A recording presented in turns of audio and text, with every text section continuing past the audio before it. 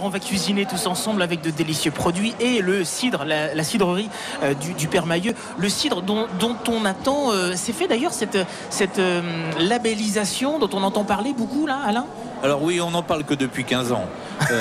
Donc c'est rien. Mais voilà, c'est rien à l'image de la durée de vie d'un pommier de tige qui est de 70 ans, c'est pas grand-chose. Mais oui, nous sommes vraiment dans la dernière ligne droite puisque on est vraiment dans le déroulement maintenant d'une procédure réglementaire qui va déboucher bien sûr sur la parution d'un décret qui sera la ligne de départ pour l'AOC Cidre Cotentin.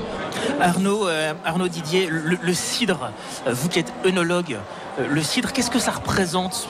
C'est quoi pour le palais? Comment est-ce qu'on peut le décrire, le cidre, par rapport à... On connaît le vin, on connaît les termes du vin, mais le cidre, c'est...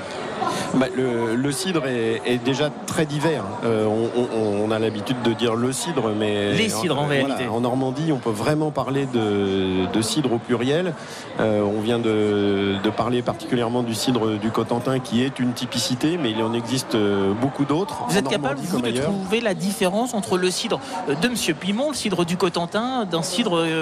du Calvados, de l'Eure? Ah oui, les typicités sont vraiment affirmées.